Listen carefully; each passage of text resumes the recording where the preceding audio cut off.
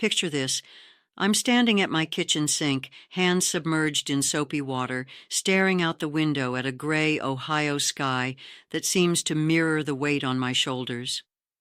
My name's Melissa, and at 45, I've got a life that's more about endurance than excitement.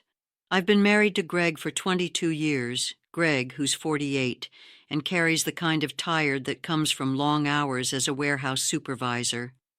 We've carved out a quiet existence in our modest two-bedroom home just outside Columbus, in a suburban neighborhood where the most thrilling event is the mail truck rolling by.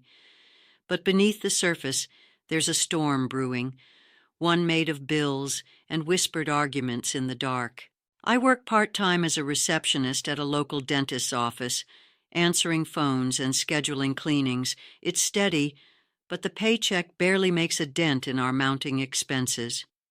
Credit card statements haunt the drawer by the fridge, and every month I'm juggling which bill gets paid and which gets a pleading phone call for an extension. Greg, though, he's got this stubborn streak, a pride that won't bend even when I see the worry etched into the lines around his eyes. "I've got it under control, Mel," he'll say, his voice tight, like he's trying to convince himself more than me. I don't push, but I know there's a loan he took out recently, something he mentioned in passing, brushing it off like it's no big deal. I don't have the details yet, and honestly, I'm not sure I want them. Not when every day feels like we're one misstep from falling apart. This morning was no different. I can still feel the chill that ran down my spine about a month ago when Greg stumbled through the front door way past midnight, his boots scuffing against the worn hardwood. I was waiting up, a knot already forming in my gut, and he just tossed out the words like they were nothing, said he'd taken out an $8,000 loan from some local lender to fix some things. My heart stopped right there in our cramped living room. Fix what? We barely had $200 in our bank account, scraping by on fumes, and now this.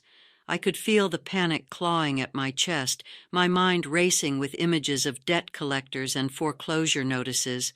How on earth were we supposed to repay that kind of money? I pressed him for answers, my voice climbing higher with every word, echoing off the peeling wallpaper. I demanded to know what he was thinking, standing there with my hands on my hips, but Greg just waved me off like I was overreacting.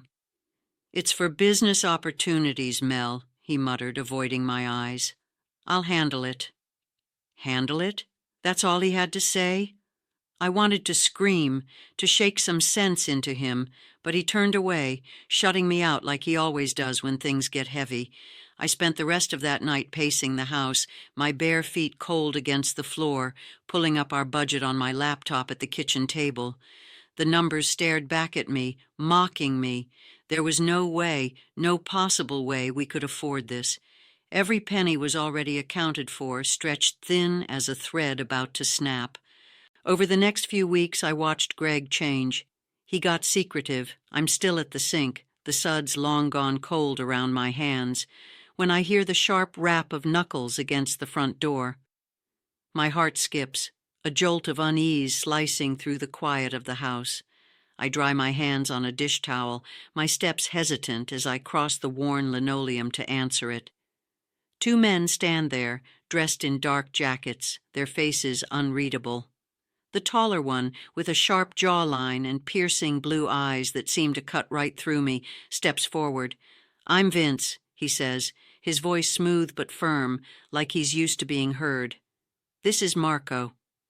The other guy, stockier with a buzz cut, just nods, his arms crossed tight over his chest. Vince keeps talking, explaining they're from the lending company Greg borrowed from. My stomach drops like a stone. He says Greg missed the first payment on that $8,000 loan, and they're here to collect the full amount. Right now. I feel the blood drain from my face, my mouth going dry as I stammer that Greg isn't home, that we don't have that kind of money lying around. My voice sounds small, almost foreign to my own ears. I don't know what else to do, so I invite them in, hoping to stall, to figure something out. We end up at the kitchen table, the air thick with tension. The wall clock ticks relentlessly, each second louder than the last, while the faint smell of burnt toast from this morning lingers, making my stomach churn.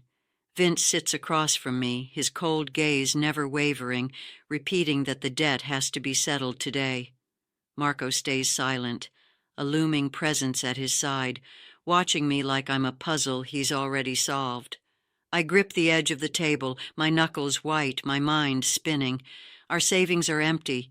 There's nothing to give them, not a dime. Panic claws at me, but beneath it, there's this strange surge of defiance, a desperation I've never felt before. I don't know where the words come from, but they spill out before I can stop them. I tell them I done. I'm sitting alone in our quiet house, the late afternoon sun slipping through the blinds, casting long, thin shadows across the living room floor. My hands are trembling as I pour myself a glass of water, the cool liquid doing little to steady the storm raging inside me.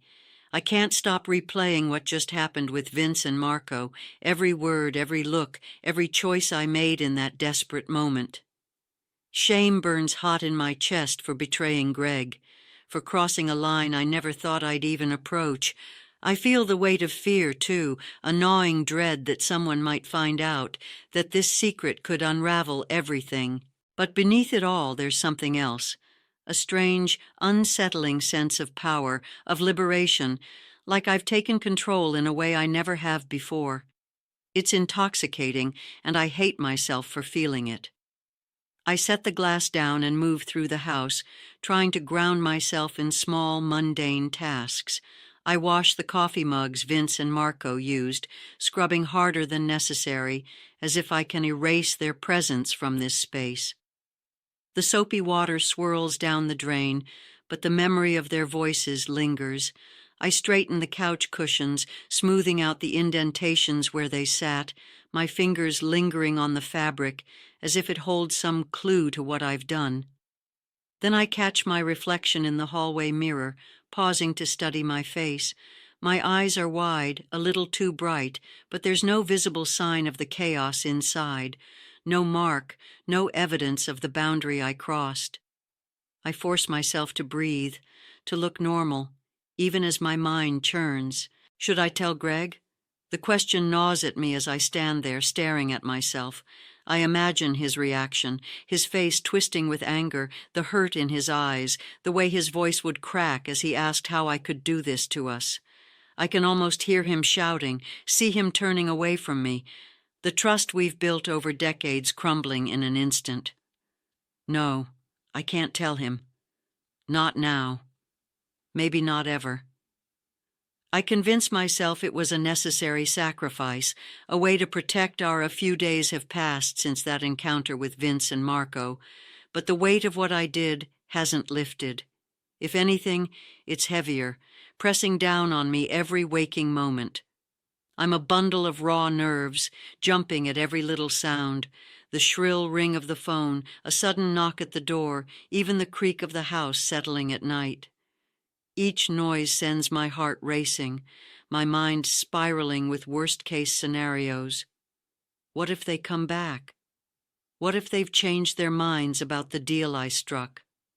Or worse, what if Greg somehow uncovers the truth? I can barely look him in the eye without feeling like he can see right through me, like the secret is written all over my face. I'm living in a constant state of dread, second-guessing every move I make. I check the locks on the doors more times than I can count, peering out the window at every passing car, half expecting to see those dark jackets again. Sleep is a distant memory. I lie awake next to Greg, listening to his steady breathing, while my mind churns with guilt and fear. But there's something else there, too, something I can't shake. A flicker of exhilaration that I'm ashamed to admit keeps creeping in. Late one night, when the house is cloaked in silence, I find myself sitting on the edge of our bed. Greg is fast asleep behind me, oblivious to the storm raging in my head. I'm staring at my reflection in the darkened window, the faint outline of my face staring back like a stranger. In that moment, I confront a part of myself I didn't know existed until that afternoon with Vince and Marco. It's a side of me that woke up in the heat of desperation, a side that craves control, that hungers for the rush of stepping outside the lines after years of feeling trapped in a life of monotony. I've spent decades playing it safe, shrinking myself to fit into this quiet, predictable existence. But now I've tasted something different, something dangerous. And as much as it terrifies me, I can't deny that it stirred a fire I didn't know I had. I whisper to, it's been weeks since that fateful afternoon with Vince and Marco, and life has settled into a fragile kind of normalcy, like a cracked vase holding together just enough to fool the eye. I'm sitting at the kitchen table with Greg on a quiet Saturday morning, the faint scent of burnt toast lingering in the air as we pore over a stack of bills. Papers are scattered between us, a maze of numbers and due dates, and the soft scratch of his pen against a notepad fills the silence. He looks up, rubbing the back of his neck, and mutters something about working out a payment plan for what's left of that loan. His voice carries a tired determination, and I nod along, keeping my face as neutral as I can manage, even though my heart gives a little thud. He has no idea that half the debt vanished in a way I can never explain. I sip my coffee, the bitter warmth grounding me, while I tuck that secret deeper inside, a quiet weight I've learned to carry. It's not crushing, not anymore, just a constant, dull ache I've made peace with. As I sit there pretending to study the utility bill, my mind wanders to how I've changed since that day. I see myself differently now, like I've shed an old skin and found something tougher underneath. There's a strength I didn't know I had, a daring edge that hums beneath the surface, even if it's a side of me I can't show to anyone, not Greg, not even myself in the mirror some days.